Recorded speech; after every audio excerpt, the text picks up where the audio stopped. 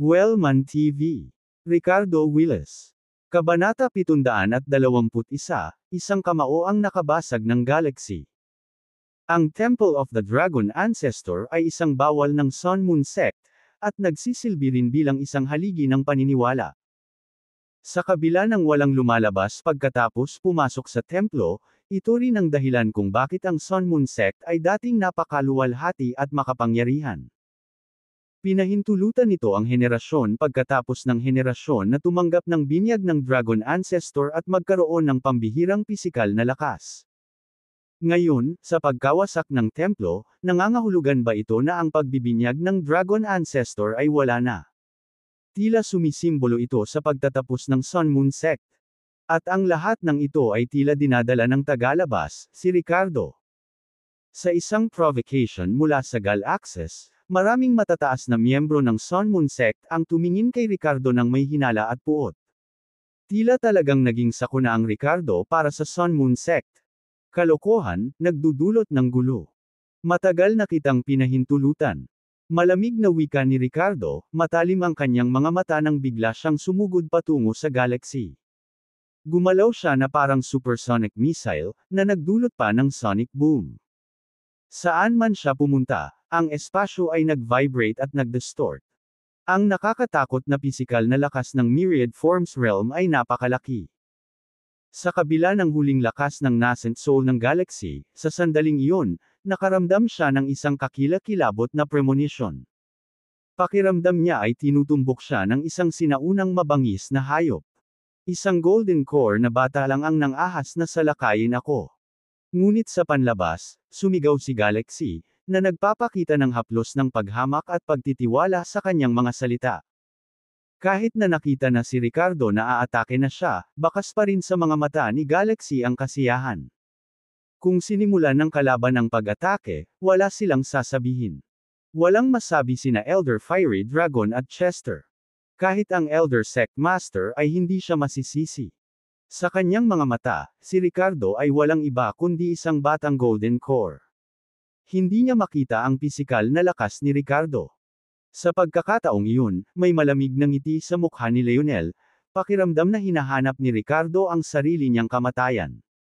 Ngunit sa susunod na segundo, nang sumugod si Ricardo sa loob ng 10 metro ng galaxy, ang mga palad ng kalaban ay lumundag ng tunay na lakas, handang maglunsad ng isang malawakang pag-atake kay Ricardo, isang biglaang pagbabago ang naganap.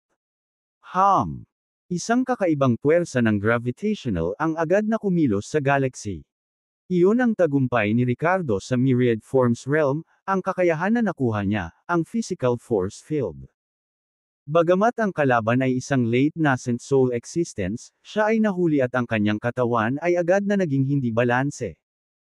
Nang siya ay maglulunsad ng isang pag-atake, ang galaxy, sa ilalim ng napakalaking puwersa ng gravitational, ay muntik ng mahulog. Kahit na nilabanan niya ang force field gamit ang kanyang kapangyarihan, ito ay walang kabuluhan. Nang huminto siya at lumaban sa force field, sumugod na si Ricardo sa kanyang harapan. Isang napakalaking kamao na may dalang kapangyarihan ng lupa, kulog, at ang nakakatakot na power of death ang tumama sa ulo ni Galaxy. Sa sandaling iyon, hindi nagpakita ng awa si Ricardo. Sa kanyang pisikal na katawan ng Myriad Forms Realm, ang espasyo ay nakompress at napunit saan man pumunta ang kanyang kamao. Sa isang mahinang tunog na parang kulog, ang proteksyon na tunay na enerhiya sa paligid ng ulo ni Galaxy ay direktang nabasag ng suntok. Sa tunog ng pagbitak ng bungo, ang Elder ng Sun Moon Sect ay pinalipad pabalik. Pagkalapag, halos mabali ang ulo niya sa suntok ni Ricardo. Nang makita ang eksenang ito, lahat ng naruroon ay hindi napigil ang huminga ng malalim. Ang galaxy, isang late nascent soul existence, ay talagang pinatay ni Ricardo sa isang suntok. Hindi ba't nasa Golden Core stage lang ang batang ito? Paano ito naging posible?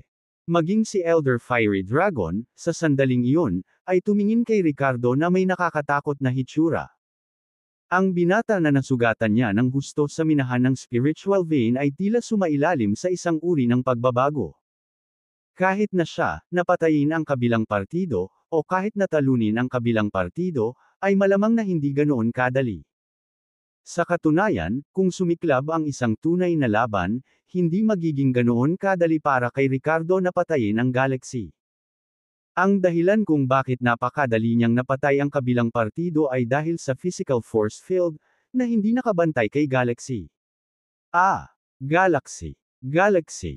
Sa sandaling ito, umalangaw-ngaw ang Dagandong na puno ng matinding kalungkutan at galit. Lumitaw ang figure ni Leonel sa tabi ng nahulog na figure ni Galaxy, niyakap ang katawan at umiiyak sa malungkot na boses. Ang ulo ng Sun Moon Sect ay nanginginig sa lahat, ang kanyang mga mata ay namumula. Hindi niya akalain na magiging ganito ang paghaharap ni Galaxy kay Ricardo. Sa isang araw, nawalan siya ng apo at anak kay Ricardo. At ang kabaligtaran ay hindi lamang nakaligtas ngunit tila naging mas malakas pa. Matinding puot at ayaw ang bumalot kay Leonel. Sa sumunod na segundo, binitawan niya ang katawan ni Galaxy at ipinikit ang mga mata kay Ricardo, puno ng aura ng isang yumaong nascent soul. Ricardo, hindi kita papayagang makawala sa pagkatay sa mga alagad ng aking Sun Moon Sect. Hindi ako papayag. Sa mga salitang iyon, sinisingil ni Leonel kay Ricardo ang peak aura ng yumaong nascent soul. Nang makita ito, ngumuso si Ricardo. Sa kanyang mabituing mga mata, walang takot, tanging isang malakas na espiritu ng pakikipaglaban. Sa sandaling iyon, naramdaman niya ang kapangyarihan sa kanyang katawan na katulad ng isang primordial beast, sabik na makalaya. Gustong-gusto niyang makita kung ang nascent soul sa tuktok na tila hindi maabot ilang araw pa lang ang nakakaraan ay nakakatakot pa rin. Gayunpaman, sa sandaling iyon, lumitaw ang isang figure at tumayo sa harap niya. Sa mahinang tunog, pinalipad si Leonel, na kanina pa sumusugod sa kanya. Ang Elder Sect Master ng Sun Moon Sect ay namagitan. Sa ganitong sitwasyon, pinrotektahan niya si Ricardo at diretsyong sinampal si Leonel. Ang lalaking ito ang natitirang powerhouse ng Sun Moon Sect, isang peak late-stage void reclusion existence. Si Leonel, ang pinuno ng Sun Moon Sect, ngayon ay nag-spray ng dugo mula sa kanyang bibig at napapalibutan ng ambon ng dugo. Muntik na siyang mapatay sa sampal ng Elder Sect Master, na nasa bingit ng pagbagsak ang kanyang katawan. Ang susunod na segundo, pagkatapos lumapag, ang kanyang mga mata ay napuno ng takot at hindi paniniwala. Hay! Ren, bakit? Bakit mo tinulungan ito? Sakuna. Para salakayin ako. Bakit, tinulungan mo ba, itong sakuna, para salakayin ako, ang pinuno ng ang Sun Moon Sect. Ang mga panloob na organo ni Leonel ay nabasag, ang kanyang mga meridian ay ganap na naputol, at walang posibilidad na mabuhay. Ngunit ang kanyang malakas na sigla ay pumihil sa kanya na mamatay sa lugar. Kabanata 722 Hindi ka karapat-dapat na maging Sect Master.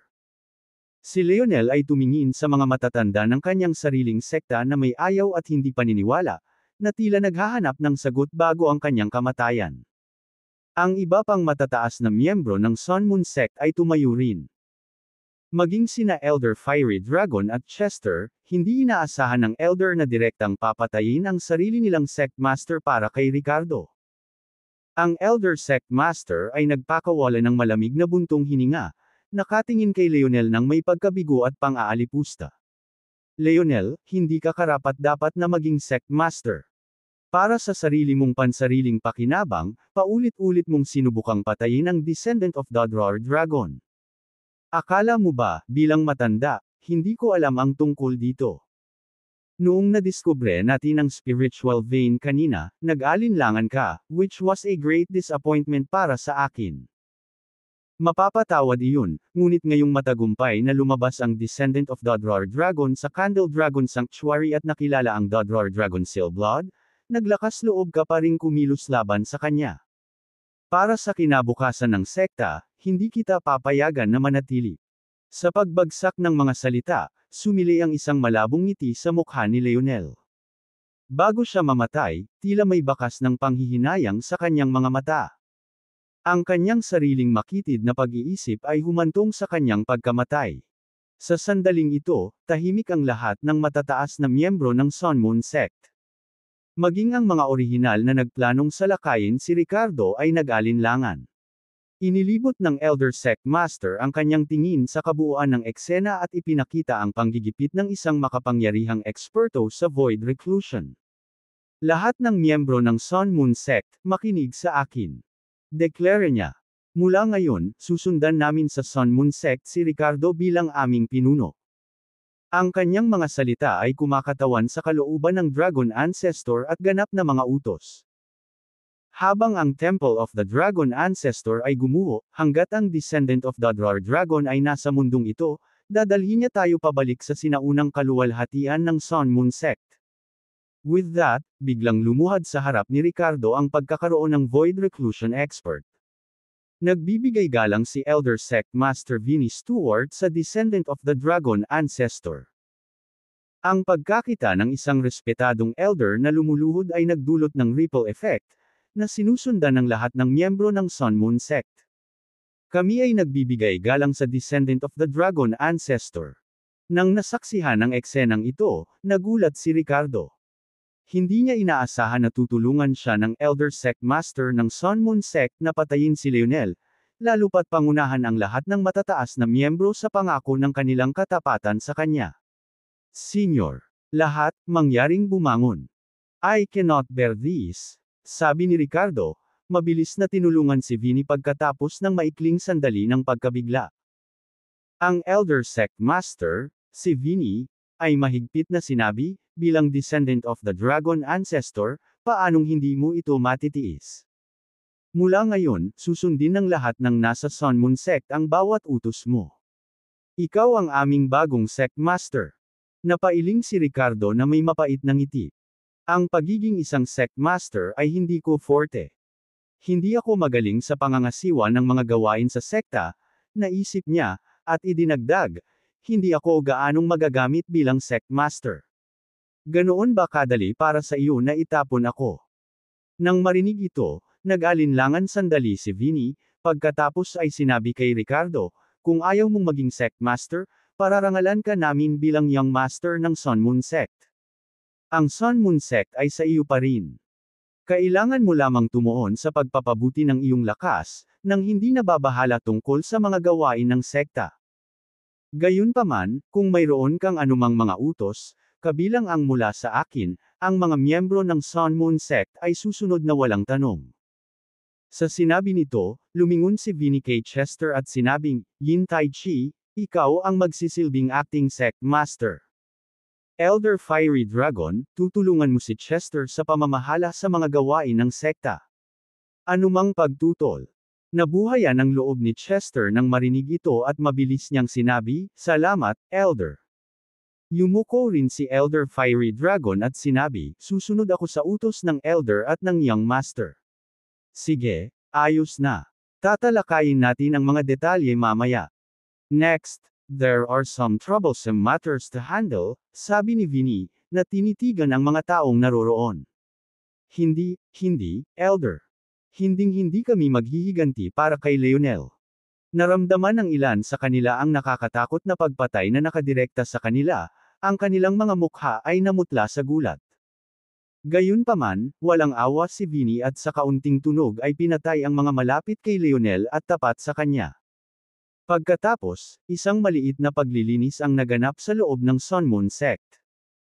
Kasama rito ang mga supling ni Leonel at ang mga tapat sa kanya, na lahat ay inalis ni Chester at Elder Fiery Dragon. Malinaw ang intensyon ng Elder Sect Master, maaaring wala ng mga variable sa loob ng Sun Moon Sect na maaaring magdulot ng banta sa Descendant of the Dragon Ancestor. Noong araw na iyon, nagdaos ang Sun Moon Sect ng seremonyang, paggalang sa guro, kasama ang lahat ng miyembro. Inihayag sa publiko ni Elder Sect Master Vinnie ang katayuan ni Ricardo bilang Young Master at ang pagbabago sa pamumuno. Pagkatapos ng seremonya, nagtago si Vinnie sa isang kuweba sa loob ng sekta. Kasama sina Ricardo, Elder Fiery Dragon, at Chester, tinalakay nila ang mga gawain ng sekta. Ngayon, ang Sun Moon Sect ay bumababa, at ako, bilang Elder Sect Master, ay walang kapangyarihang baguhin iyon. Walang maipagmamalaki, Vinnie said. Maalab, Chester, hindi na kailangang magpigil. May mga bagay na kailangang malinaw na talakayin sa Young Master. Yes, tumanggo ang dalawa. Ipinaliwanag nila ang iba't ibang aspeto ng Sun Moon Sect kay Ricardo, kasama na ang mga lihim ng sekta.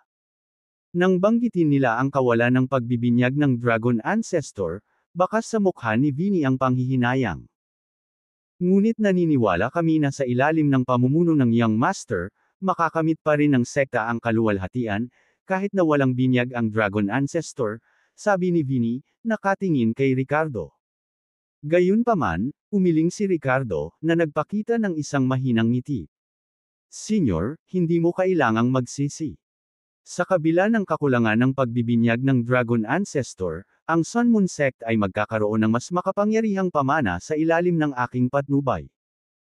Kapag lumakas ang lakas ng paglilinang ng aking kaluluwa, ipapasa ko ang isang banal na pamamaraan sa Sun Moon Sect sa pamamagitan ng Soul Imprint, na nagpapahintulot sa bawat karapat-dapat na disipulo na magsanay nito. Kabanata 723, Pinakamalaking kaaway ng Sun Moon Sect. Habang nagsasalita si Ricardo, nagliwanag ang mga mata ni Vinny, Elder Fiery Dragon, at Chester. Ang banal na desisyon. Anong banal na desisyon? Tanong ni Vinny sa malalim na boses. Hindi mo naman siguro alam kung ano ang nasa loob ng Temple of the Dragon Ancestor, di ba? Bakit bawal itong lugar para sa Sun Moon Sect sa mga henerasyon? Pang-aasar ni Ricardo. Natitiyak niya na ang pressure na inilabas ng patak na iyon ng Dodror Dragon Seal Blood ay papatayin sana siya kung hindi dahil sa ang natitirang kaluluwa ng ninuno ng dragon ay parasitiko na sumanib sa kanyang katawan, na nagiging sanhi ng reaksyon ng dugo sa kanyang sariling sensibilidad. Walang sinuman mula sa Sun Moon Sect ang nakapunta sa templo at lumabas na buhay. Kahit si Vinny, ang Elder Sect Master, ay malamang na hindi alam kung ano ang nasa loob ng Temple of the Dragon Ancestor. Dugo ito, si Elder Fiery Dragon, na pinakamalapit kay Ricardo, ay hinawakan ang kanyang braso ng walang pag-aalinlangan at nagtanong, anong uri ng dugo? Ito ay isang patak ng mahalagang dugo ng dragon. Ang kapangyarihang natatanggap ninyong lahat sa pamamagitan ng pagbibinyag ng Dragon Ancestor ay dapat magmula sa patak ng dugong ito. Naabsorb ko itong patak ng dugo, sambit ni Ricardo sa isang lumulubog na tono, bago ikwento kung paano niya hinigup ang dugo, pinagkadalubhasaan ang Sun Moon Dual Cultivation Technique, at ibinahagi ang kanyang pagsusuri sa kanilang tatlo. Matagal niyang pinag-isipang ibahagi ang lahat ng ito. Kahit na si Vinny, ang Elder Sect Master, ay hawak na ngayon ang lahat sa Sun Moon Sect sa ibaba niya bilang kanyang mga sakop, walang gaanong tiwala si Ricardo na talagang makokontrol niya ang sinaunang martial arts sect. Ang pagpapalam sa iba na nakabisado niya ang Sun Moon Dual Cultivation Technique ay maaaring magdulot ng malaking benepisyo sa Sun Moon Sect sa hinaharap. Sa katunayan, ang mga benepisyong ito ay maaaring pahabain ang pamana ng sekta para sa isa pang ilang libo o kahit 10,000 taon. Para kay Ricardo, isa rin itong bargaining chip. Kaya, ang kapangyarihang ginawa ng Sun Moon Dual Cultivation Technique ay natural na naisaaktibo ng binyag na natanggap ninyong lahat sa pamamagitan ng Dragon Ancestor, at ang patak ng mahahalagang dugo ng dragon. Kabisado ko na ngayon ang banal na desisyong ito, at sa sandaling ang aking espiritual na paglilinang ay umabot sa isang bagong antas, maipapasa ko ito ng direkta sa pamamagitan ng isang memory imprint. Sa hinaharap, lahat kayo, kasama ang iba pang mga disipulo ng Sun Moon Sect, ay magagawang linangin ang banal na desisyong ito, paliwanag ni Ricardo. Matapos marinig ang salaysay ni Ricardo, ang tatlong pangunahing miyembro ng Sun Moon Sect ay kuminang sa pananabik. Ang kanilang mga mukha ay puno ng masayang pag-asa. Magaling! Ang Young Master ay talagang maswerteng bituin ng ating Sun Moon Sect. Nangangako akong susundan ng Young Master. Tiyak na aakayin ko ang Sun Moon Sect pabalik sa pinakamaluwalhating panahon nito. Haha, Young Master, kailangan mong mabilis na linangin at pamunuan ang sekta upang bumangon muli. Tuwang-tuwa silang tatlo na nagsalita, at ang mga mata nila habang nakatingin kay Ricardo ay lalong naging time, na parabang pinagmamasdan ang kislap ng pagsikat ng Sun Moon Sect. Natural. Tiyak na pagbutihin ko ang aking mga kasanayan sa lalong madaling panahon. Tumango si Ricardo, at bakas ng lamig ang bumungad sa kanyang mabituing mga mata. Ang paglusot sa pisikal na kaharian upang maabot ang Myriad Forms realm, at ang pagkabisado sa Sun Moon Dual Cultivation Technique, ay nagbigay sa kanya ng kumpiyansa sa hinaharap.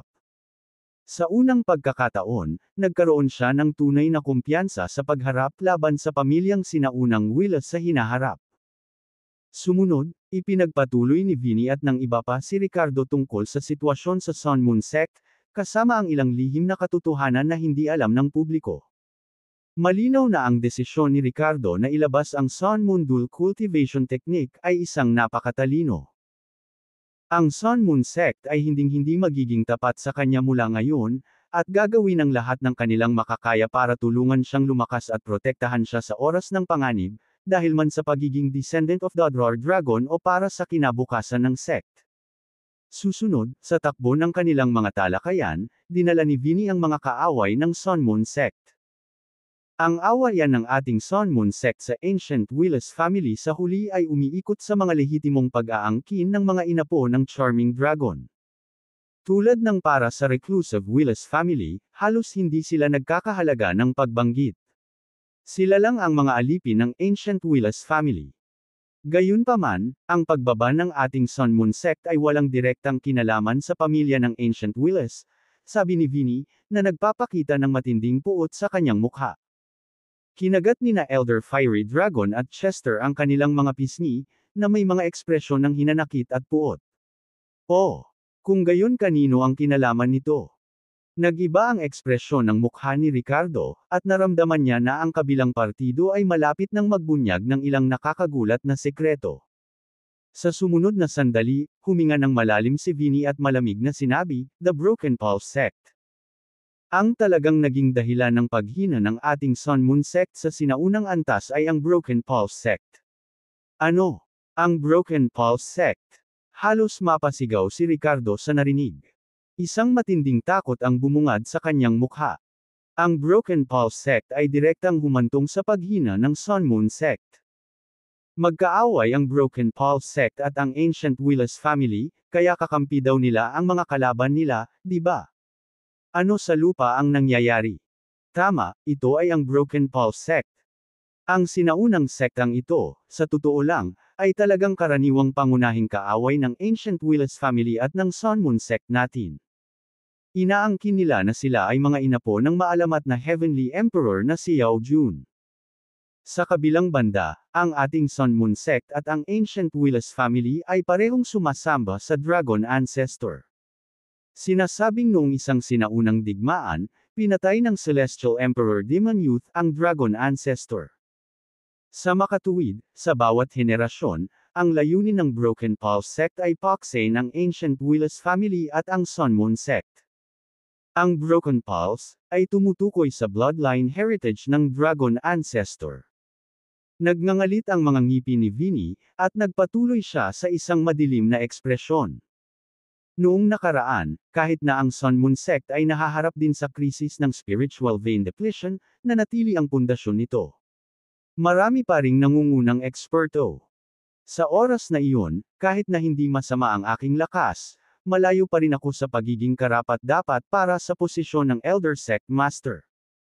Isang iginagalang na matanda sa unang yugto ng Fragmentation Void ang humawak sa posisyong iyon.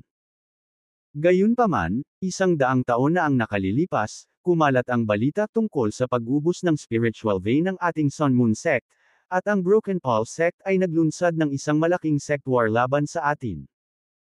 Sa labanang iyon, bukod sa akin, ang mga dating eksperto sa Void Reclusion ng sekta, at maging ang Elder na nakarating sa Fragmentation Void Realm, lahat ay namatay. Ako na lang ang natitira, halos hindi nakaligtas. Siyempre, malaki rin ang binayaran ng Broken Pulse Sect para dito. Sa orihinal, ang kanilang lakas ay dapat nahihigit pa sa pamilya ng Ancient Willis, na naglalagay ng dominasyon sa ating Sun Moon Sect at sa Ancient Willis family. Gayunpaman, pagkatapos ng labanang ito, ang Broken Pulse Sect ay lubhang hamina, at ang kanilang lakas ay naging maihahambing sa pamilya ng sinaunang Willis. Kaya, pagdating sa pinakadakilang kaaway ng sekta, walang alinlangan na ito ay ang Broken Pulse Sect. Kinagat ni Vinny ang kanyang mga ngipin, ang kanyang mga salita ay puno ng matinding puot, na nagpapadala ng panginginig sa mga gulugod ng mga tao. Sina Elder Fiery Dragon at Chester, nang marinig ang tungkol sa Broken Pulse Sect, ay nagpakita rin ng magkahalong kalungkutan, galit, at puot. Sa sandaling ito, sumilay sa mga mata ni Ricardo ang pagtataka at hindi makapaniwala. Ano? Ang Sun Moon Sect at ang Broken Pulse Sect ay mortal na magkaaway. Kabanata 724, Matinding Pagkabalisa. Sa sandaling ito, ganap na nagbago ang mukha ni Ricardo. Sa loob-loob niya, isang malaking alon ng pagkabigla at pagkabalisa ang bumalot sa loob niya. Kasabay nito, nakaramdam siya ng matinding kaba at takot. Dati, palagi niyang iniisip na ibunyag ang kanyang pagkakakilanlan bilang isang disipulo ng Broken Pulse Sect sa harap ng Sun Moon Sect para humingi ng proteksyon. Sa kabutihang palad, hindi niya ginawa iyon. Kung hindi, direktang papatayin ba siya ni Elder Fiery Dragon sa isang suntok? Gayunpaman, pagkatapos ng pagkabigla, tinitimbang ni Ricardo kung paano haharapin ang sitwasyong ito. Ang Broken Pulse Sect pala, ay isang mortal na kaaway ng Sun Moon Sect at maging ng Ancient Willis family. Ang dahilan ay dahil ang mga inapo ng dalawang sinaunang sekta ay parehong nagdadala ng bloodline ng Dodror Dragon. Kaya, gusto nilang, maputol ang bloodline. Ibig sabihin, dala rin ni Ricardo ang Dodror Dragon Seal bloodline, at maging ang inapo ng Chandelier Dragon. At ngayon, pinagsanib pa niya ang isang patak ng dugo ng Chandelier Dragon. Ramdam ni Ricardo na tila nagbago ang kanyang dugo at pangangatawan dahil sa patak ng dugong iyon. Ang Dodror Dragon Seal bloodline ay dapat na mas dalisay ngayon. Kaya, ayon sa mga prinsipyo ng Broken Pulse Sect, kasama rin ba siya sa kategoryang severing of the bloodline nila? Ngunit dati, mainit siyang inimbitahan ng Broken Pulse Sect, kahit ang Vice Sect Master ay tinanggap siya bilang isang closed-door na disipulo. Sa oras na iyon, naramdaman pa ni Ricardo ang pagiging kabilang sa Broken Pulse Sect. Ngayon, parang mali ang lahat. Biglang naalala ni Ricardo ang tawag sa telepono mula sa kanyang master, na si Sullivan ilang araw na ang nakalipas, na hinimok siya na bumalik sa Broken Pulse Sect. At kung gaano nila kasabik na lumapit si Kyrie at kinuha si Nora. Now thinking back, parang hindi tama ang lahat. Lalo na nang banggitin niya ang Sun Moon Sect, tila higit pa sa kanilang mga salita. Pero sa huli, wala silang ibinunyag at kinuha lang si Nora. Ito ang nagparamdam kay Ricardo na parang may hawak na hostage ang Broken Pulse Sect. Young Master, anong problema? Mukhang hindi maganda ang mukha mo, ano ang nangyayari? Sa sandaling ito, napansin ni Vinny ang pagiging abnormal ni Ricardo at nalilitong tanong nito.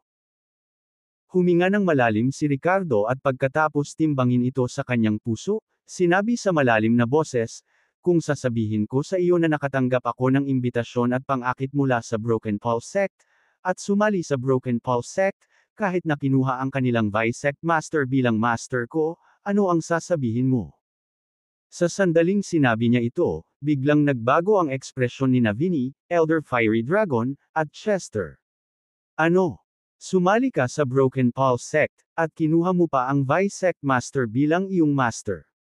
Young Master, hindi ka dapat malinlang ng Broken Pulse Sect. Bulalas ni Chester na agad na hinawakan ang balikat ni Ricardo. Ang ekspresyon ni Elder Fiery Dragon ay patuloy ding nagbabago. Chester, anong ginagawa mo? Bitawan mo si Young Master. Kumunot ang noo ni Vinny at sinaway si Chester. Sa sumunod na sandali, tumingin siya kay Ricardo at nagtanong sa malalim na boses, Young Master, ano ang nangyayari? Masasabi ko sa iyo na ang Broken Pulse Sect ay tiyak na hindi ka ipagpapatawad kapag nalaman nilang ikaw ang descendant of the Dodror Dragon. Paano ka makakasali sa Broken Pulse Sect? May mga bagay na kailangang sabihin mula sa sumpa sa aking anak na babae. Inayos ni Ricardo ang kanyang emosyon at sinabi sa kanila ang nangyari. Matapos niyang banggitin na sumali siya sa Broken Pulse Sect, hindi direktang lumingon sa kanya si Chester o Elder Fiery Dragon o Vinny. Mula sa kanilang mga ekspresyon, tila sila ay mas nababalisa, nag-aalala, at naguguluhan.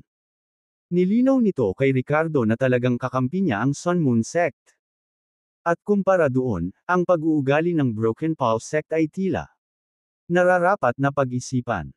Kaya sumunod, sinabi ni Ricardo kay Vinny at sa iba pa ang tungkol sa mga dahilan at kahihinatnan ng pagsali sa Broken Pulse Sect. Simula sa pag-asang mahanap ang Curse Reversal Pavilion dahil sa sumpa sa kanyang anak na natanggap mula kay Raphael. Pagkatapos ay nahulaan ni Kyrie ang relasyon sa pagitan niya at ng Ancient Willis family, at tumulong na sugpuin ang sumpa sa kanyang anak na babae, na bumubuo ng isang pagkakaibigan. Pagkatapos, sa ilalim ng panghihikayat ni Kyrie, nagpasya siyang sumali sa Broken Pulse Sect upang humingi ng kanlungan at labanan ang pamilya ng sinaunang Willis. Kahit sa ilalim ng lubos niyang pagtitiwala kay Kyrie, hinayaan niyang ibalik muna ng kabilang partido si Nora sa Broken Pulse Sect. Sa huli, nagpunta ako sa Broken Pulse Sect ng mag-isa, napansin ni Vice Sect Master Sullivan, at naging disipulo niya. Pero maya-maya, umalis ako kasama ang isang babaeng alagad.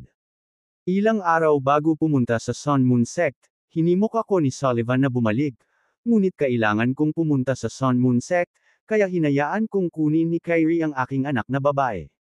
Iyon lang. Sa pagtatapos ng kanyang pagsasalita, kumunat ang kanyang noo. Isang malakas na pakiramdam ng pagkabalisa ang bumalot sa loob niya. At ang mga ekspresyon ni Vinny at ng iba ay nagsiwalat hindi lamang ng galit kundi isang pahiwatig din ng kaseryosohan. Young Master, kasing linaw ng araw. Nalinlang ka ng Broken Pulse Sect. Alam nila na nakuha mo ang mana sa Jade Pendant na yan kaya may plano sila sa'yo kaya niyaya ka nilang sumama sa kanila. Gaya ng nabanggit mo, minsang hiniling sa iyo ng Broken Pulse Sect na ailay ang mana na nakuha mo sa kanila. Noong nakaraang pagkakataon sa Broken Pulse Sect, iniwan mo ang ilan sa nilalaman, ngunit dapat nilang malaman. Hindi lang sila naglakas loob na pilitin ka ng sobra. Gayunpaman, sa hinaharap, tiyak na susubukan nila ang kanilang makakaya upang mahukay ang pamana na nakuha mo. Sa oras na iyon, kapag wala ka ng halaga, malamang ay papatayin ka ng walang awa. Sabi ni Chester na may malungkot na ekspresyon, na parang natatakot na si Ricardo ay pabor pa rin sa Broken Pulse Sect sa kanyang puso. Pagkasabi niya nito ay naging seryoso ang ekspresyon ni Vinny. I don't think we have to wait until the future. Sa pagkakataong ito, ang katotohanan na sabik nilang ibalik ang anak na babae ng Young Master ay malamang na isang masamang palatandaan. Nang matapos siyang magsalita ay biglang tumayo si Ricardo at aalis na sana. Nora. Kailangan niyang ibalik si Nora mula sa Broken Pulse Sect ng mabilis. Si Ricardo ay labis na nag-aalala tungkol sa kaligtasan ng kanyang anak na babae. Young Master, anong ginagawa mo? Hinawakan ni Vinny ang braso ni Ricardo at nagtanong sa malalim na boses. Ano pa bang magagawa ko? Ibalik mo ang anak ko. Huminga ng malalim ang buong katawan ni Ricardo, puno ng matinding pagkabalisa ang boses. Nabanggit mo kay Kyrie ang Sun Moon Sect natin last time, at ngayon, parang sinadya nilang gamitin ang anak mo dati. Natatakot akong hindi ito gagana kung mag-isa kang pupunta. Sasamahan kita. Kabanata 725 Nagpalit ng kamay ang pamilya Willis. Noong araw na iyon, direktang umalis si Ricardo sa Sun Moon Sect at pumunta sa Broken Pulse Sect. Si Vinny, ang Elder Sect Master ng Sun Moon Sect, isang late-stage na Void Reclusion Master, ay personal na sinamahan siya. Samantala, sina Elder Fiery Dragon at Chester ay nagsimulang maghanda para sa paglipat ng sekta. Ang Temple of the Dragon Ancestor ay gumuho at ang spiritual vein sa loob ng sect ay halos ganap na natuyo, na ginagawang walang kabuluhan ang manatili sa lugar na nagpapanatili sa Sun Moon Sect sa libu-libong taon. Ang Sun Moon Sect ay dapat lumipat sa isang isla upang muling bumangon sa tulong ng spiritual vein. Kasabay nito, dapat din silang mag-ingat sa posibleng paghihiganti mula sa pamilyang Reclusive Willis. Hindi nila maaaring hayaang mabawi ng pamilyang Reclusive Willis ang isla at ang spiritual vein. Isang araw mamaya, tanghali. Sa plaza ng pamilya ng Ancient Willis family, halos lahat ng direktang inapo ng pamilya at mga senior member ng pamilya ay natipon. Maging ang ilang mga eksperto sa antas ng bayan na karaniwang hindi lumalabas ay nagpakita rin. Kasama si Reggie, ang matanda, lahat ng mga eksperto sa antas ng bayan ay tila matanda at pagod, sa kabila ng kanilang malaking lakas. Ang isa sa kanila ay nakarating pa sa Fragmentation Void Realm. Lahat sila ay nahaharap sa parehong pinakamalaking krisis, ang kanilang habang buhay ay magtatapos. Sa buong henerasyon ng Ancient Willis family, walang sino man ang nabuhay ng higit sa 200 taon. Parang sumpa. Nakaupo doon ang mga eksperto sa antas ng bayan, pinapanood si Maximus na nakatayo sa mataas na plataporma sa plaza, na nakababa ang mga kilay. Ang dating pamilyang ito na si G. Maximus ay formal na magtagumpay bilang ulo ng pamilya ngayon. Ang dating pinuno, si Hayden, at ang kanyang mga direktang inapo at pinagkakatiwalaang mga katulong ay lahat ay nawala. Alam na alam ng mga eksperto sa antas ng bayan ang lahat ng ito, ngunit hindi sila nagpakita ng anumang espesyal na reaksyon. Lahat. Ngayon, kailangan kong ipahayag ang ilang mapangwasak na balita. Ilang araw nang nawawala ang ulo natin, Hayden. Bago ito, ang artifact, na hugis dragon na jade pendant, na nawala sa aming pamilya at naramdaman ng ulo, ay nakahanap ng may-ari, at ang mana sa loob nito ay nakuha na.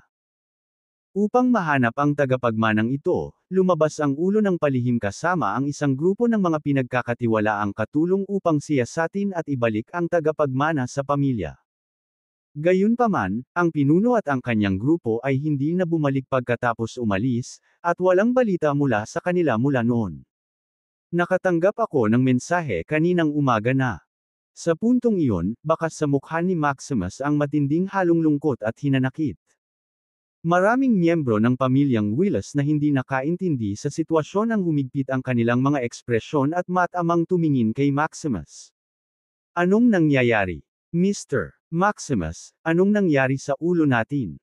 Oo. Ilang araw na tayong hindi nagkita ng ulo. Akala namin siya ay nasa pag-iisa para sa paglilinang. Pwede bang? Itinaas ni Maximus ang kanyang kamay upang patahimikin ang mga tao, at sa isang nabulunan na boses, nagpatuloy, napatay pala ang ating ulo. At ang pumatay sa ating ulo ay ang taong nakakuha ng mana mula sa Jade Pendant. Ang taong iyon ay si Ricardo, ang kahalili ng dating taksil, si Nicholas. Sa kabila ng pagiging kahalili ng taksil, ang ulo ay gustong patawarin siya at ipasa pa ang posisyon ng ulo sa kanya. Gayunpaman, si Ricardo ay isang walang pusong tao na nagtaksil sa pamilya ng sinaunang Willis sa pamamagitan ng pagsali sa Broken Pulse Sect. Higit pa rito, siya ay naging isang kumpletong turncoat sa pamamagitan ng pagsali sa sekta bilang isang disipulo sa ilalim ng Vice Sect Master ng Broken Pulse Sect. Sa pagkakataong ito, nakipagsabuatan si Ricardo sa mga tulisan ng Broken Pulse Sect para tambangan ang ulo. Ang ulo at ang iba pa ay namatay sa labas sa ilalim ng pagkubkob ng Ricardo at 12-dosenang mga eksperto sa Void Reclusion mula sa Broken Pulse Sect. Sa mga salitang ito, iniluwa ni Maximus ang isang subo ng dugo, na mukhang lubhang nalulungkot. Sa kanyang tabi, si Archer at iba pa ay nagdikit ang kanilang mga ngipin. Nagkagulo ang mga manunood. Ang mga miyembro ng pamilya Willis na hindi naiintindihan ang nangyayari ay nagpakita ng hindi makapaniwala at kalungkutan. Ano? Nahulog ang ulo. Damn traidor. Kaya, ang taksil pagkatapos ni Nicholas. Mas masahol pa sa hayop ang Ricardo na ito. Gusto ko siyang paghiwalayin. Tayo na, salakayin ang Broken Pulse Sect at ipaghiganti ang ulo. Tiningnan ni Maximus ang eksena, bakas sa kanyang mga mata ang kasiyahan. Kasunod nito, pinunasan niya ang dugo sa gilid ng kanyang bibig at nagtaas ng boses, lahat, huminahon. Mababayaran ang utang ng dugo ng ulo, ngunit hindi ngayon. Ang lakas ng Broken Pulse Sect ay hindi mas mahina kaysa sa Ancient Willis family. Ang pag-atake sa kanila ngayon ay madaragdagan lamang ang ating mga nasawi. Ang pinakakagyat na bagay ay ang palakasin ang kapangyarihan ng pamilyang sinaunang Willis. Pinakamabuting hulihin ang taksil na si Ricardo, kunin ang mana, at pumili ng bagong ulo ng pamilya.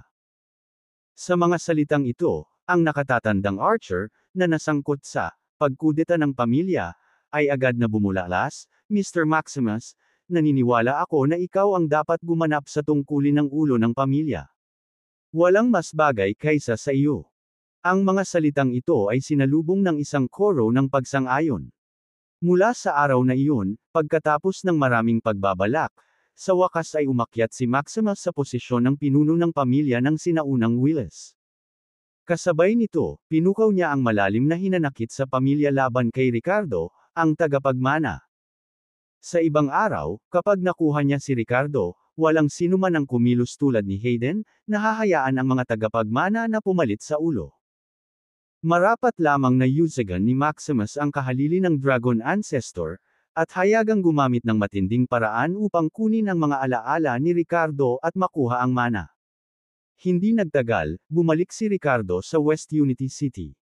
Pinipigilan ng Pononibik na ilabas ang kanyang anak, tinawagan ni Ricardo si Kyrie bago pumunta sa Broken Pulse Sect. Kyrie, nasaan ka? Casual na tanong ni Ricardo na may malabong ngiti sa boses. Nasa sekta ako. Haha Kyrie, sabi ko na sayo, this time sasamahan ko na yung pamangkin ko. Ricardo, kailan ka babalik sa sekta? Tawa ng tawa si Kyrie at casual na tanong sa dulo. Nako, nandito na ako sa West Unity City. Papunta na ako sa Horizon Mountain. Mahinahong sagot ni Ricardo. Then his tone changed. Kyrie, is Nora being good this time? Mabuti. Haha, the best ang pamangkin ko. Ricardo, bumalik ka kaagad. Araw-araw kinakausap ni Nora ang kanyang ama. Ang iyong tiyuhin ay malayo sa sapat. Sumenya si Kyrie kay Nora, halika. Si tatay. Sa sumunod na sandali, na may mabilis ngunit labis na kagalakan na tunog ng mga yapak, isang malamyos na boses ang tumunog. Tatay. Daddy. Daddy. Daddy. Tatay. Kailan ka pupunta para makita si Nora? Miss na miss ka na ni Nora. Kabanata 726, hayaan siyang magpasya. Nang marinig ang boses ng kanyang anak, natunaw ang puso ni Ricardo. Kasabay nito, pansamantalang nakahinga siya ng maluwag. Sa ngayon ay tila ligtas pa rin si Nora. Marahil, sa pagkawala niya, wala silang gagawin kay Nora pansamantala. Nora, mahal, babalik na si Daddy. Ano gusto mo, ihahatid ka ni Daddy? Puno ng indulhensya ang boses ni Ricardo. Sumunod, naglista si Nora ng isang bungkus ng masasarap at nakakatuwang bagay, at kaagad na pumayag si Ricardo sa lahat. Matapos makipag-chat sa kanyang anak saglit, binawi ni Kyrie ang telepono, bakas sa mukha nito ang saya. Ricardo, dapat bumalik ka kaagad. Ang iyong Panginoon ay nag-aalala tungkol sa iyong kaligtasan sa labas. Pinakaligtas na bumalik sa sekta. Sige. Babalik ako ngayon, saad ni Ricardo, at pagkatapos ay mahinahong nakipag-chat kay Kyrie ng ilang sandali bago ibinaba ang tawag. Kumusta na siya, young master? Okay lang ba ang anak mo? Nag-aalalang tanong ni Vinny sa hotel room. She's fine for now, umiling si Ricardo, nakasimangot. Senior, sa tingin mo ba ay nag-o-overthink ako? Maaaring gusto ng Broken Pulse Sect ang aking mana, ngunit marahil hindi ito kasing sama ng inaakala ko. Sa kaibuturan, napailing si Ricardo. Ayaw niyang maniwala na si Kyrie, na minsan ng buong pusong tumulong sa kanya, ay may masamang balak. Si Sullivan, na naging mabait at protection sa loob ng Broken Pulse Sect, sasaktan ba niya talaga siya? Gayunpaman, dahil dito ay naging mabagsik ang mukha ni Vinny, at mapilit niyang hinimok, young master, huwag kang magpalinlang. Ang Broken Pulse Sect ay hindi kailanman sumuko sa puso ng ating Dodrar Dragon Seal bloodline. Kung hindi dahil sa organisasyong Order Warden na ikinakategorya tayo bilang isang hidden force pagkatapos ng huling digmaan ng sekta, nawasak na sana ng Broken Pulse Sect ang ating Sun Moon Sect nang walang awa. Young Master, ikaw ang descendant of Dodrar Dragon, at hindi ka pababayaan ng Broken Pulse Sect. Huwag kang mabulag sa kanilang pansamantalang pabor. Sandaling nag-iba ang ekspresyon ng mukha ni Ricardo. Sa wakas, pagkaraan ng ilang sandali, tahimik siyang tumango. Nang hapong iyon, sa loob ng Horizon Mountain, naghiwalay sina Ricardo at Vinny sa isang tiyak na lambak. Pagkatapos, ang Elder Sect Master ng Sun Moon Sect, na nasa tuktok ng Void Reclusion, ay nagtago ng kanyang hininga at nawala sa mga bundok. Originally, Vinny was supposed to disguise himself as Ricardo, attendant at samahan siya sa Broken Pulse Sect. Gayunpaman, pagkatapos ng maingat na pagsasaalang-alang, ang plano ay binasura. Ang Broken Pulse Sect ay isang sinaunang sekta at isa sa pinakamakapangyarihang puwersa. Halos lipulin nito ang Sun Moon Sect, na nagpapahiwatig ng pagkakaroon ng mga nangungunang eksperto na nakatago sa loob. Sa kabila ng pambihirang lakas ni Vinny, maaari pa rin siyang madetect ng mga eksperto sa loob ng Broken Pulse Sect. Kung malalagay sa panganib si Nora, magsisisi si Ricardo. Kaya para maging ligtas, babalik si Ricardo sa Broken Pulse Sect na parang walang mali at pagkatapos ay hahanap ng pagkakataong makatakas kasama ang kanyang anak na babae. Maghihintay si Vinny sa labas ng teritoryo ng sekta, handang tumulong anumang oras. Pagkaraan ng ilang sandali, pumasok si Ricardo sa teritoryo ng Broken Pulse Sect. Binati siya ng dalawang alagad, na magalang na yumukod nang makita siya. Pagbati, Tio Ricardo. Matapos maipasa ang huling pagtatasa ng sekta at ang insidente sa Prideful Peak, si Ricardo ay naging medyo isang celebrity sa loob ng Broken Pulse Sect. Nakilala siya ng mga alagad na responsable sa pagbabantay sa pagpasok sa sakop ng sekta. Bilang isang direktang disipulo ng kanilang sect master, si Sullivan, si Ricardo ay may mas mataas na ranggo kaysa sa mga disipulong ito. Nagsisilbing tiyuhin sa kabila ng kanyang kamakailang induction. Pagkatapos ng maikling palitan, nagpatuloy si Ricardo patungo sa pinakamalalim na bahagi ng Broken Pulse Sect, ang Peak of Celestial Connection. Si Kyrie ay may natatanging katayuan sa loob ng sekta at hindi naninirahan sa mga normal na taluktok tulad ng Prideful Peak o Fairy Peak. Siya ay nanirahan sa pangunahing peak ng Celestial Connection, kasama ang Sect Master, Vice Sect Master, at iba pang mga pangunahing tauhan ng sekta. Isang linggong nasa Broken Pulse Sect si Ricardo dati at pamilyar sa lugar, kaya dumiretso siya sa tirahan ni Kyrie. Sa lahat ng oras, gusto lang niyang makita ang kanyang anak na babae sa lalong madaling panahon, at sa isip, upang lumabas ng hindi napapansin kasama nito. Samantala, sa Peak of Celestial Connection, sa isang grupo ng mga gusali, ay ang tirahan ng Vice Sect Master, si Sullivan. Kasalukuyang nakaupo si Kyrie sa tapat ni Sullivan, na pinaghihiwalay ng isang stone board na may iba't ibang piraso. Kuya, gusto mo ba talagang gawin ito? Nag-aalangan na tanong ni Kyrie pagkatapos maglagay ng piraso sa board. Oo. Ito rin ang intensyon ng kuya mo. Tumanggo si Sullivan, hindi nagbabago ang ekspresyon. Ang nakatatandang kapatid ni Kyrie ay ang kasalukuyang sect master, si Ernie McCarthy. Si Ricardo ay iyong disipulo, pagkatapos ng lahat. Disciple. Kyrie, sa simula pa lang, dapat alam mo na kung bakit tayo kumuha sa Ricardo, umiling si Sullivan. And you should know that last time, fusod lang ang mana ni Ricardo. Ang batang ito ay hindi kailanman tunay na nakatuon sa Broken Pulse Sect. Ano ang inaalala mo? Ang boses ni Sullivan ay naging malamig, at ang kanyang ekspresyon ay hindi kapani-pani walang pakialam. Si Ricardo ay sumunod sa kahilingan ng sekta na isulat ang ilan sa kanyang mana.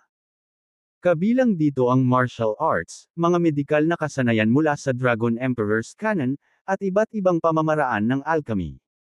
Gayunpaman, walang alinlangan na pinigil ni Ricardo ang impormasyon. Alam ito ni Sullivan at ng matataas na miyembro ng Broken Pulse Sect. Ang una nilang plano ay unti-unting gawing loyal si Ricardo sa sekta at pagkatapos ay humanap ng paraan para makuha ang lahat ng impormasyon mula sa kanya.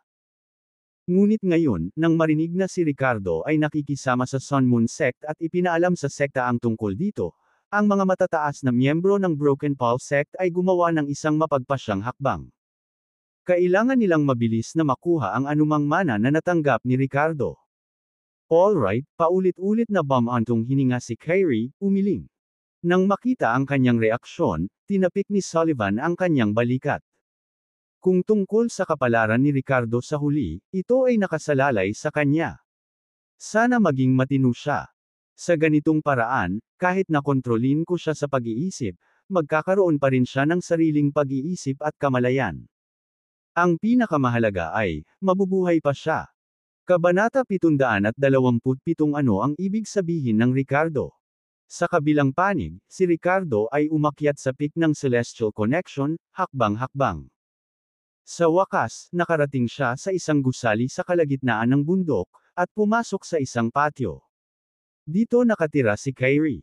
Kyrie, nandito na ako. Nakatayo sa pintuan, kumatok siya at malakas na tumawag. Pero maya-maya, walang sumasagot. Nakakunot ang noo, tinulak ni Ricardo ang pinto matapos kumatok sandali. Sabik na siyang makita ang kanyang anak at hindi na makapaghintay pa. Kyrie, Nora. Sa pagpasok, hinanap ni Ricardo ang mga silid, ngunit nakitang walang laman ang mga ito. Walang tao. Napakunot ang noo ni Ricardo na mas lalo pang nakaramdam ng pagkabalisa. Biglang may papalapit na magaan na yabag. Paglingon sa looban, bahagyang natigilan si Ricardo. Ricardo, kuya. Ricardo. Pumasok ang dalawang gwapong figure. Ang isa ay nakatayong matangkad at matikas, ang isa naman ay kaakit-akit at matikas. Ito ay walang iba kundi sina Fiona at Samantha. Natuwa silang dalawa nang makita si Ricardo. Ilang sandali pa, si Fiona ay tumakbo kay Ricardo na may kagalakan, habang si Samantha naman ay banayad ng umiti na may masalimuot na emosyon. Ricardo, kailan ka pa bumalik? Hindi ka ba nandito para makita si Nora? Matamis na tanong ni Fiona sabay hawak sa braso ni Ricardo. Ricardo, kakabalik mo lang ha? Hinahanap mo ba si Nora? Si Samantha, na mas mapagmasid, ay agad na napagtanto kung ano ang nangyayari. Hindi nakapagtataka, kababalik lang ni Ricardo sa Broken Pulse Sect, kaya agad niyang pinuntahan si Nora. Kung tutuusin ay nandito rin silang dalawa sa parehong dahilan. Ang cute ni Nora lalo na, at kasabay ng pagiging magiliw ni Ricardo, madalas siyang pinaglaruan ng dalawang babae. Walang pakialam si Kyrie. Hindi nila inaasahan na ngayong araw ay nagkataon na nakasalubong ng dalawang dalaga ang pagbabalik ni Ricardo. Ito ay walang alinlangan na isang kaaya-ayang sorpresa para kay Fiona at Samantha. Oo, kakabalik ko lang. Tumingin si Ricardo sa dalawang masayang babae at pilit nang umiti, tumango bilang tugon. Si Fiona, na 14 o 15, ay inosente at walang napansin. Pero naramdaman ni Samantha na may mali kay Ricardo. Ricardo, nakita mo na ba si Nora?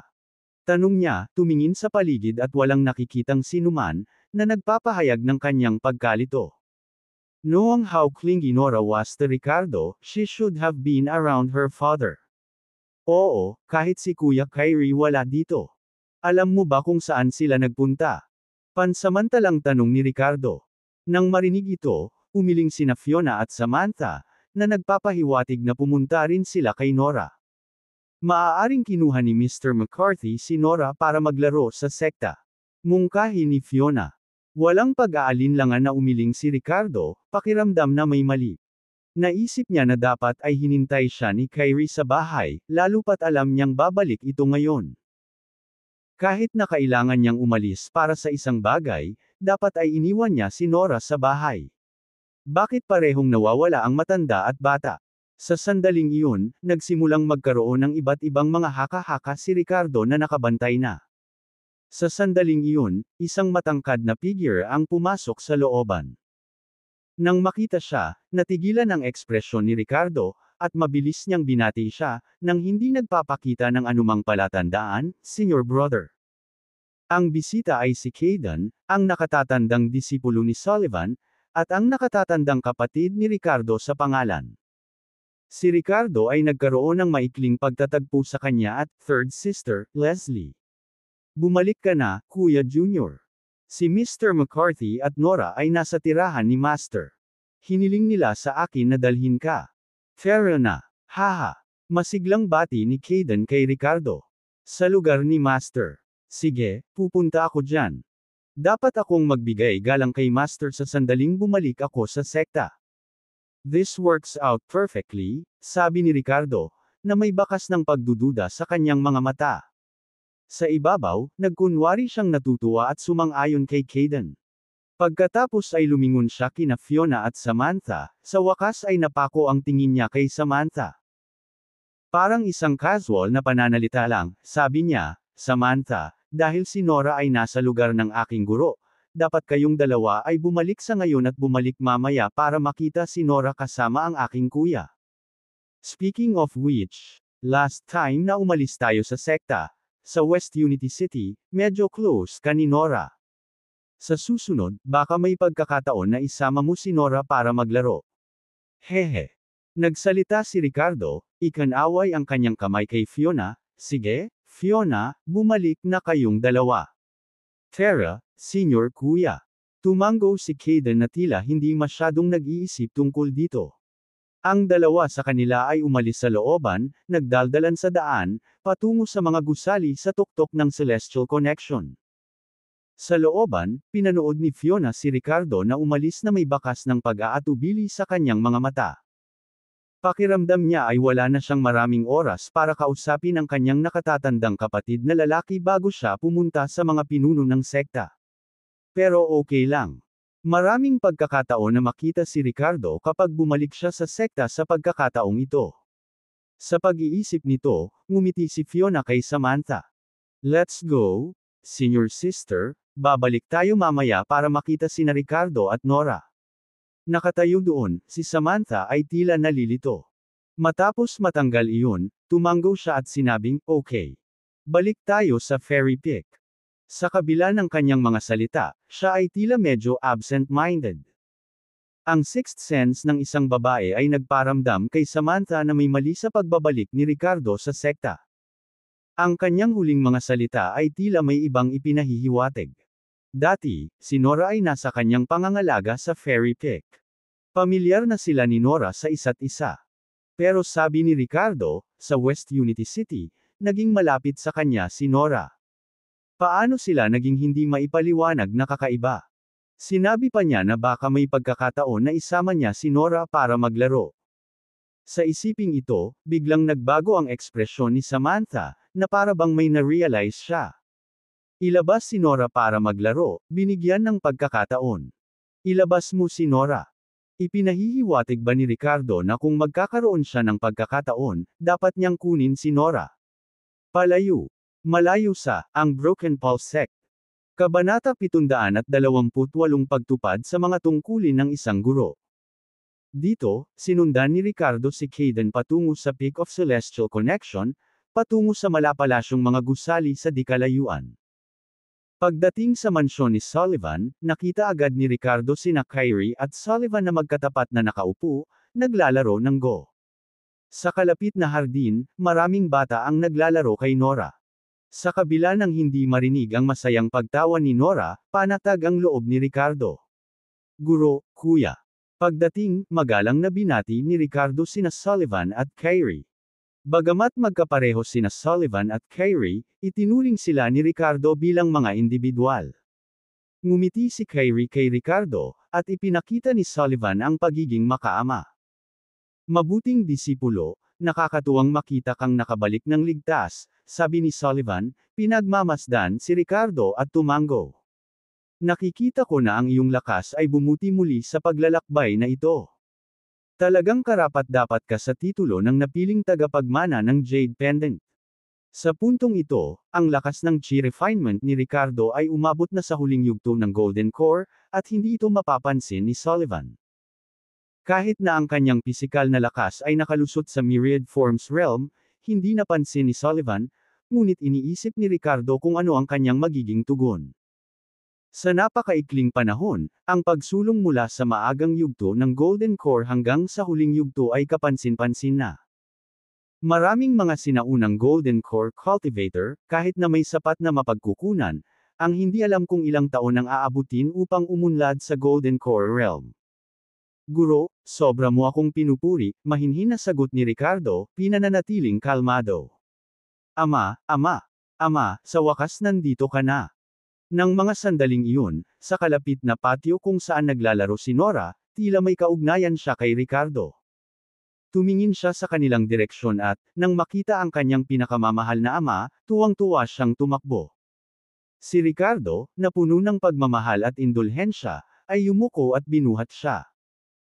Hinalikan niya ito sa bawat chubby chick, dahilan para mapangiti si Nora mula sa pinaggapasan na kumikiliti sa kanya, na nagpapakita ng malalim na pagmamahal at saya. Si Kyrie, na nakasaksi sa pagpapakitang ito, ay panandaliang nagpahayag ng masalimuot na emosyon sa kaibuturan ng kanyang mga mata, ngunit mabilis itong nawala. Ilang sandali pa, ngumiti siya at sinabing, "Haha, Ricardo, walang makakapalit sa iyo sa puso ni Nora." Tito McCarthy, hindi totoo yan. Mahal ka rin ni Nora. Si Nora, bata ngunit nakakagulat na mature, ay umiling-iling at nagsalita. Tumawa si Kyrie at tumingin kay Ricardo ng sobrang pagmamahal at saya. Sa sandaling ito, si Sullivan, na hinahaplos ang kanyang balbas, ay tumingin kay Nora na may parehong pagmamahal, na nagsasabi sa kanya, "Nora, kailangan kong makipag-usap sa iyong ama tungkol sa isang bagay na mahalaga. Bakit hindi mo hayaang dalhin ka ni Uncle McCarthy sa paglalaro?" Tumango si Nora bago likas na niyakap ng mahigpit si Ricardo, na nagpapakita ng mature at hair-trending na paraan. Bagamat nag-aatubili siyang iwan ang kanyang ama, naunawaan niyang marami itong responsibilidad. Lumapit si Kyrie kay Ricardo para kunin si Nora. Sa sandaling iyon, naramdaman ni Ricardo ang hindi maipaliwanag na takot na bumalot sa loob niya. Natatakot siya na baka kapag hinayaan niya si Nora ay hindi na niya ito makikita. Gayunpaman, pinigilan niya ang pagnanasa at palihim na pinababa si Nora, hinayaan siyang hawakan siya ni Kyrie sa kamay. Nakatingin sa kanyang ama na may pananabik na mga mata, masunarang sinundan ni Nora si Tio McCarthy upang maglaro, na nagudyok kay Ricardo na ngumiti ng pilit at sinabing, "Magpakabait ka, Nora. Sasamahan na naman kita mamaya." Ramdam ang kawalan ng laman sa kanyang mga bisig, nakaramdam si Ricardo ng matinding kalungkutan. "Aking alagad, kapag ikaw at ang iyong anak na babae ay nagkaroon ng iyong muling pagsasama, sumama ka sa akin. Naghihintay sa atin ang mahahalagang bagay." Sullivan urged, shake his head resignedly. Pagkatapos pumayag, sinundan ni Ricardo si Sullivan sa likod bahay ng kuweba. Samantala, inakay ni Kyrie si Nora pabalik sa kanyang mansyon, binigyan ng malalim at makahulugang tingin si Ricardo bago biglang nagsalita, "Ricardo, ibabalik ko si Nora sa aking mansyon. Dapat kang makinig sa iyong Panginoon." Ang bahaging ito ng Ricardo ay sumunod kay Sullivan sa likod bahay, kung saan nakaupo ang guro at disipulo sa isang pavilion. "Guro, anong mahahalagang bagay ang gusto mong pag-usapan sa akin?" Magalang na tanong ni Ricardo. Nang marinig ito, si Sullivan, na may haplos ng kahihiyan sa kanyang mukha, ay sumagot, "Ricardo, mula noong tinanggap kita bilang aking disipulo, binigyan kita ng kaunting mga mapagkukunan ng paglilinang at hindi na kita naituro pa. Nabigo ako bilang master. Kahit na ang ating relasyon ay halos simboliko dahil sa iyong mana, nais ko pa ring magbigay ng ilang kaalaman sa iyo. Kung hindi, nahihiya ako bilang iyong Panginoon." Natigilan si Ricardo. Naisip niyang may gustong itanong si Sullivan, tulad ng pakikipag-ugnayan niya sa Sun Moon Sect. Sa halip, sinadya ni Sullivan na ituro sa kanya ang isang bagay. May hindi pagkakaintindihan sina Ricardo at Vinny. "Master, masyado kang mabait. Ang ibinigay mo sa akin ay higit pa sa sapat." Seryosong sagot ni Ricardo sabay tapik sa storage bag niya. "Hindi. Wala yun." Ikinaway ni Sullivan ang kanyang kamay, naglabas ng isang itim na bagay na kasing laki ng libro mula sa kanyang katawan. Ang bagay ay naglabas ng kakaiba, mahiwagang aura. "Ano ito?" Nagtaas ng kilay si Ricardo. Ang slab na ito ay gawa sa mga espiritual na materyales at maaaring direktang mag-imprint ng ilang mga diskarte sa paglilinang na may espiritual na kapangyarihan. Nagbibigay daan ito para sa isang mas intuitive na paghahatid ng esoteric na kaalaman. Sa loob, naglalaman ito ng isang pamamaraan na tinatawag na returning heart technique, isang pamamaraan na ginagamit upang linangin ang espiritu at kaluluwa. Subukang ilagay ang iyong tunay na enerhiya dito, at matatanggap mo ang pagbabalik na teknik sa puso. Paliwanag ni Sullivan. Sa mga salitang ito, sumili ang kislap ng pananabik sa mga mata ni Ricardo. Ang isang pamamaraan para sa paglinang ng espiritual na kapangyarihan at ang kaluluwa ay hindi kapani-paniwalang mahalaga.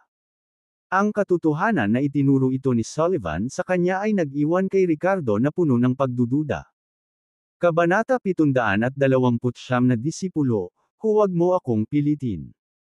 Sa sandaling ito, tumatakbo sa isip ni Ricardo ang iba't ibang mga iniisip. Disciple, anong meron? Bakit ang pag-aalinlangan?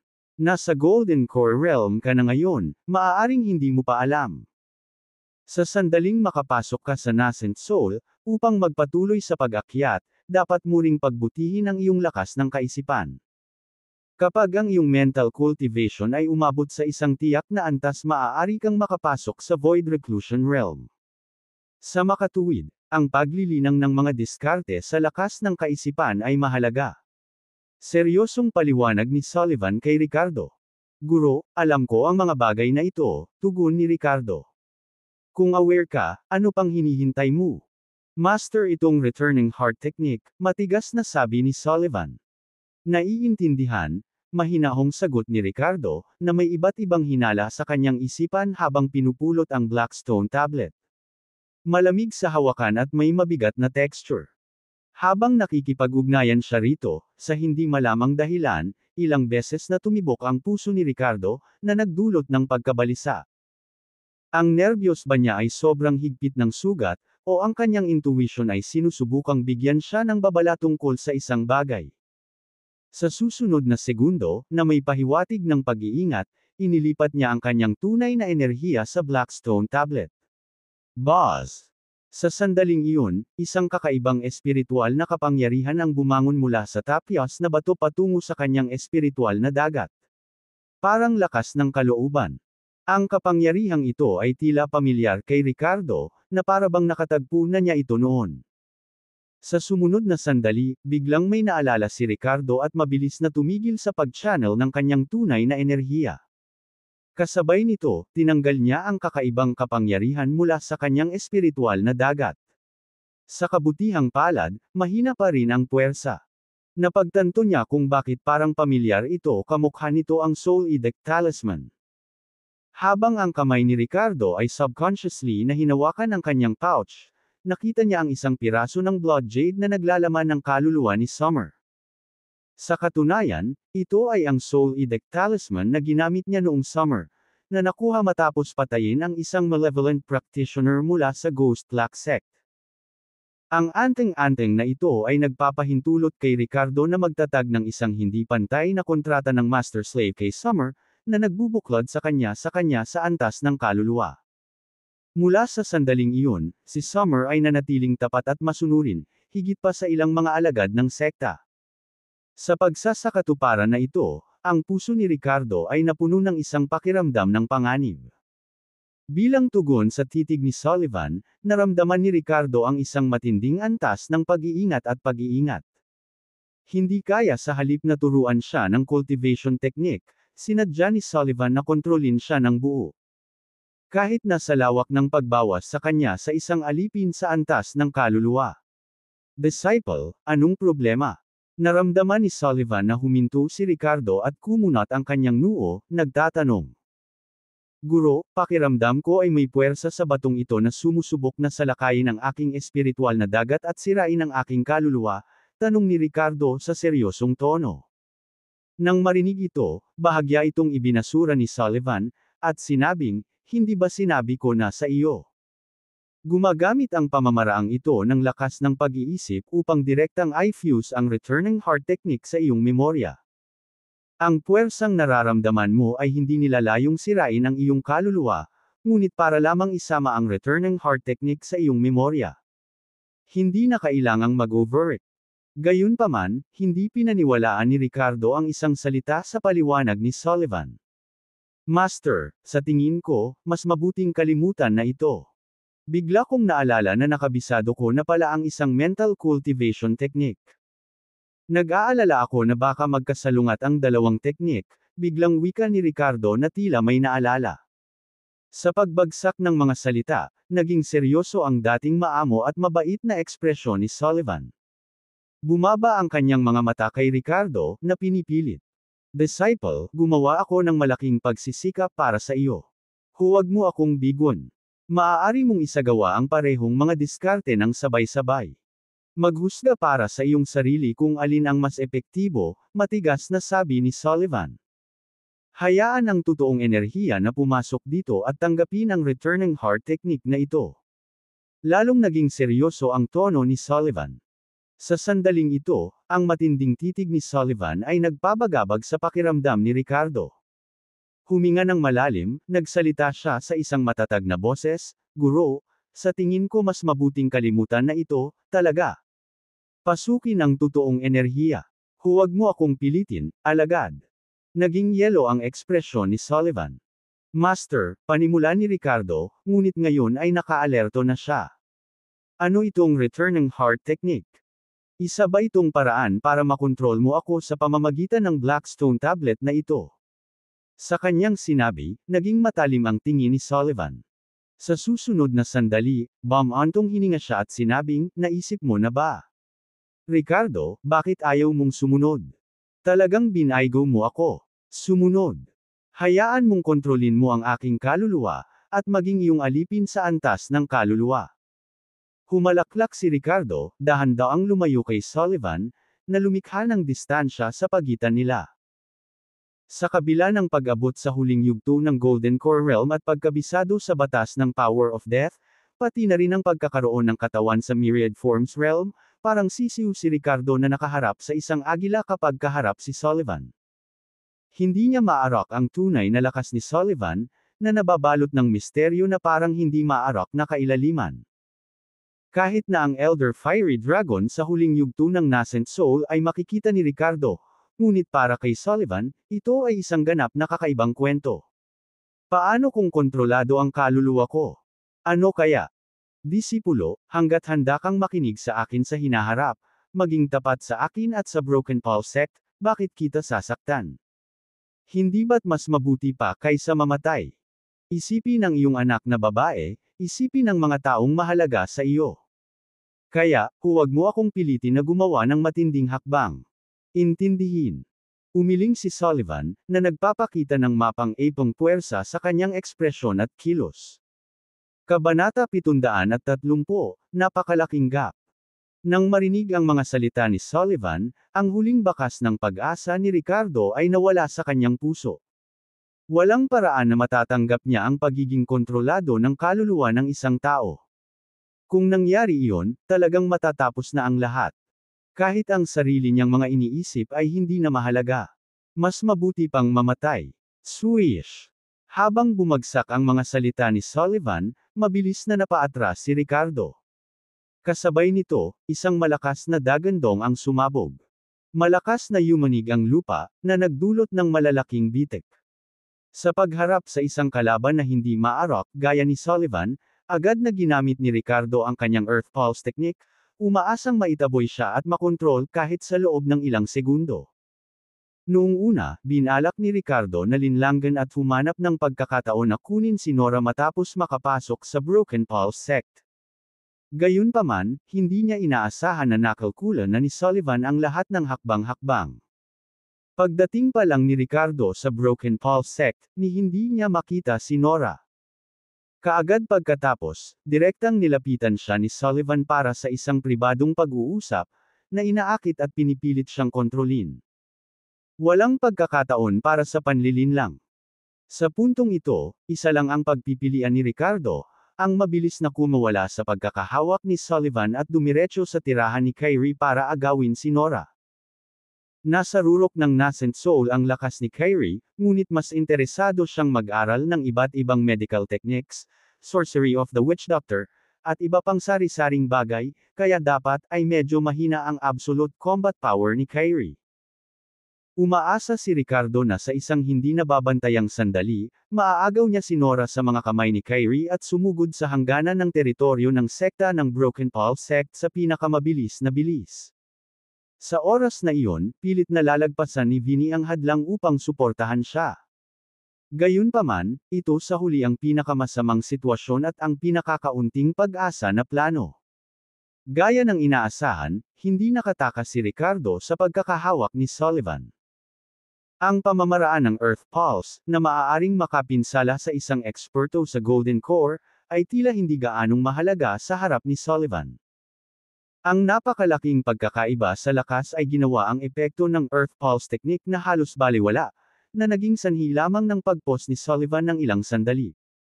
Sa susunod na segundo, mabilis na naabutan ni Sullivan, pinalapit si Ricardo sa isang kisap mata. Boss! Noong una, binalak ni Ricardo na iligtas ang kanyang mga pamamaraan para sa pakikitungo kay Kyrie at pag-agaw kay Nora, ngunit napilitan siyang gamitin ang mga ito ng direkta ngayon. Ang kanyang makapangyarihang katawan ay nagbuga ng isang malakas na puwersang salungat, na kumikilos kay Sullivan. Sapat na ang puwersang ito para itulak ang isang late-stage na nascent soul expert. Gayunpaman, ginawa lamang nitong huminto si Sullivan ng isang segundo. Sa sandaling ito, lumitaw ang pagtataka sa mukha ng Vice Sect Master ng Broken Pulse Sect. Saikal na puwersang larangan. Hindi ko inaasahan na ang iyong pisikal na lakas ay umabot sa antas ng Myriad Realms. Mukhang tama ang hula ko. Malaki ang kinalaman mo sa Sun Moon Sect. Marahil ay tinanggap mo pa ang kanilang tinatawag na pagbibinyag ng Dragon Ancestor. Ang boses ni Sullivan ay may nakakapangilabot na tono, kahit na isang layunin ng pagpatay. Hindi niya inaasahan na sa paglalakbay na ito, si Ricardo ay hindi lamang umabant mula sa maagang yugto hanggang sa huling yugto ng Golden Core Realm, ngunit tinaas din ang kanyang pisikal na lakas sa antas ng Myriad Realms. Sa panahong ito, ang mga naglilinang ng kanilang mga katawan ay napakabihirang. Kahit na sa kanyang cultivation, ang kanyang pisikal na katawan ay umabot lamang sa antas ng Hidden Tiger Stage, na tumutugma sa Core Formation Realm. Ang lakas ng katawan ni Ricardo ay hindi gaanong naiiba sa dati. Narinig niya na kapag ang pisikal na paglilinang ay umabot sa isang tiyak na antas, iba't ibang mga pisikal na pamamaraan ng militar at maging ang mga pisikal na divine na kakayahan ay lalabas. Sa hindi inaasahang pagkakataon, ang kanyang disipulo ay nakabisado ang pisikal na larangan ng puwersa. Bagaman ang gayong pisikal na lakas ay hindi gaanong mahalaga kumpara kay Sullivan, walang alinlangan na ipinahiwatig nito ang kakilakilabot na potensyal ni Ricardo. Ang isang halimaw na tulad niya, kung hindi buong pusong pinasuko, kung gayon, dapat patayin sa duyan nito. Lalo na ngayong tinanggap na niya ang binyag ng Sun Moon Sect at nagkaroon ng malalim na koneksyon sa kanila, hindi na siya maaaring payagang mabuhay. Hanggat ang inheritance na natitira sa Jade Pendant ay nakuha mula kay Ricardo, hindi na kailangang umiral ang halimaw na ito. Swish! Gulat na bulalas ni Sullivan sa sandaling ito, ngunit hindi ito nakaapekto sa kanyang mga aksyon kahit kaunti. Bagamat bahagyang huminto ang kanyang figure dahil sa lakas ng pagkakasuklam, hindi huminto ang kanyang paggalaw. Demon-bound grasp. Ang kanyang kamay ay agad na bumuo ng isang malaking anino ng kuko, na umaabot patungo kay Ricardo. Isa itong teknik na may controlling effect. Sa pagharap sa hakbang na ito, sumigaw si Ricardo at tumalikod, naghagis ng suntok. Ang kapangyarihan ng lupa, na sinamahan ng dumadagandong na enerhiya, at ang mapang-akit at masasamang kapangyarihan ng kamatayan, ay napalitan ng isang solidong anino ng kamao, na tumama sa kumakalat na kuko ni Sullivan. Ang Glacial River Dragon Sparrow Blade ay nawasak na sa nakaraang pakikipaglaban ni Ricardo kay Doggy. Hindi man ito nawasak ay hindi na ito bagay sa kasalukuyang lakas ni Ricardo. Sa kabila ng kakayahang mapaunlakan ang kaluluwa ng espada ni Ricardo, nalilimitahan ito ng material na pang-forging nito. Magagamit pa rin ito ni Ricardo mula sa Apishia hanggang sa Golden Core Stage, ngunit ngayon ay inalis na ito sa wakas. Hindi banggitin ang anumang bagay, ang pisikal na lakas ni Ricardo sa antas ng 10,000 Laws ay mas malakas kaysa sa Glacial River Dragon Sparrow Blade mismo. Sa madaling salita, nawalan na si Ricardo ng isang madaling gamiting sandata. Puff! Sa susunod na sandali, ang fist imprint ay bumangga sa claw shadow, at ang fist imprint ay agad na nawala sa enerhiya. Gayunpaman, ang anino ng kuko ay naging medyo ilusyon, at ang kapangyarihan nito ay bahagyang na-neutralize ng suntok ni Ricardo. Boom! Boom! Kaagad pagkatapos, ibinaba ni Ricardo ang kanyang makapal na kamao, patuloy na tinatamaan ang mga anino ng kuko, na tuluyang nagpakalat sa paggalaw ni Sullivan. Sa sandaling ito, bahagyang ipinikit ni Sullivan ang kanyang mga mata, na parabang may naramdaman siyang kakaibang kapangyarihan na nakatago sa loob ng mga pag-atake ni Ricardo. Ito ay katulad ng embryonic na anyo ng isang batas, at hindi ito ang ordinaryong 5 elements law kundi ilang bihirang batas. Ang batang ito, naintindihan ba niya ang kapangyarihan ng embryonic form ng isang batas sa huling yugto ng Golden Core? At saka, iba ito sa ordinaryong 5 elements law, ito ay isang uri ng pambihirang batas. Lalong namangha si Sullivan sa napakapangit na talento ni Ricardo. Bagamat ang hakbang na ito, ang demon-bound grasp, ay isa lamang mahigpit na martial technique at hindi isang kakayahan sa pag-atake, kapansin-pansin pa rin na sa huli ay malulutas ito ni Ricardo sa kanyang kasalukuyang lakas. Dapat tandaan na siya ay isang pag-iral sa huling yugto ng Void Reclusion, at sa pamamagitan ng isang pagwagayway ng kanyang kamay, dapat niyang sugpuin si Ricardo sa lupa. Ricardo, pinilit mo akong gawin ito. Huwag mo akong sisihin sa pagiging walang awa. Ang mukha ni Sullivan ay naging solemn na habang inalis niya ang kanyang paghamak. Sa sumunod na segundo, itinaas niya ang kanyang kanang palad at mariing idiniin ito patungo kay Ricardo.